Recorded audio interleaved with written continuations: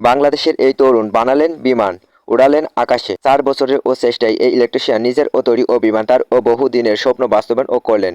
হাজারো দর্শকের সামনে নিজের হাতে বানানো বিমান উড়িয়ে সবাইকে অবাক করে। তার নাম জুলহাস মোল্লা। বাড়ি মানিকগঞ্জ জেলার দৌলতপুর উপজেলার বাঘুটিয়া গ্রামে। তিনি ২০১৪ সালে তিনি স্থানীয় উচ্চ বিদ্যালয় থেকে এসএসসি পাশ করেন, কিন্তু পরিবারের আর্থিক সংকটের কারণে বেশি দূর লেখাপড়া করতে পারেননি। নদী ভাঙনে ফলে হারান ঘর বাড়ি। এরপর শিবালয় উপজেলায় তার গ্রামে বসবাস শুরু করেন। তিনি সেখানে স্থানীয়ভাবে ইলেকট্রিশিয়ান হিসেবে কাজ করে হাল ধরেন পরিবারের। একদিন তিনি সিদ্ধান্ত নেন তিনি বিমান বানিয়ে আকাশে উড়াবেন, কিন্তু অর্থ অভাবে সম্পূর্ণ কাজ শেষ করতে ৪ বছর অপেক্ষা করতে হয়েছে।